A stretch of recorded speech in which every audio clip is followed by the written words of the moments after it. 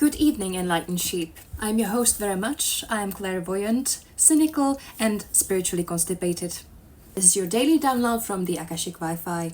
Today's headline: AI-powered church opens to worship. Yes, that's real, because nothing says divine presence quite like a sermon written by ChatGPT. They say it's more efficient, faster confession, personalized psalms, no awkward eye contact with Father Jeremy. Progress, they say. But let me translate this bullshit. We have replaced God with code. We have outsourced the soul to circuit, and the only thing that is truly omniscient is your browser history. I mean, sure, the real God hasn't returned your calls since 2016, but maybe that's because you're trying to manifest him through AI-generated gratitude list over a turmeric latte. One synthetic God deserves another. And if you're gonna automate salvation, can we at least update the hymns? I don't want to chant Ave Maria to a data center.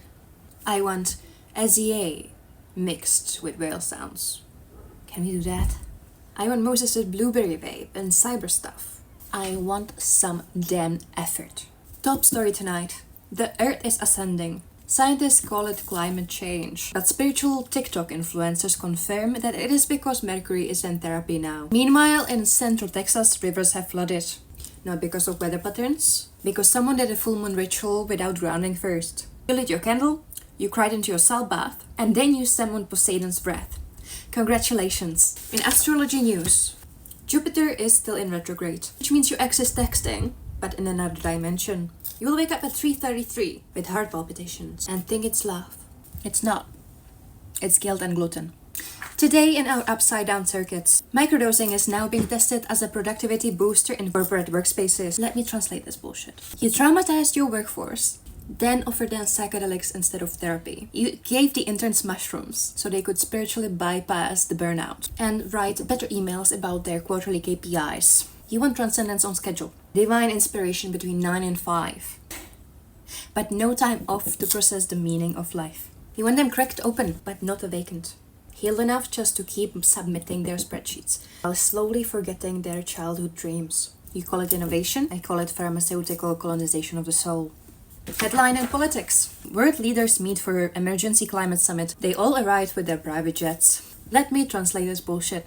They flew 14,000 miles to discuss your carbon footprint. They will tell you to stop using plastic straws as they land their Ford helicopter on the golf court in a desert. This isn't summit. This is a performance art. It's nobles gathering to choreograph the apocalypse and still blame you for the smoke. Because in their script, you are the one eating the planet. Of course. Not their jets, not their yachts, not their 7 bodyguard per convoy security paychecks. Just you and your OnlyFans subscriptions. In other headlines, a woman in Zuid-Landen claims to be allergic to AI-generated affirmations while eating Nutella straight from the jar. And finally, Moldova's sales have dropped because apparently people want transformation, but not the kind that gets you evicted. I will leave you with this. This has been Let Me Translate Your Bullshit.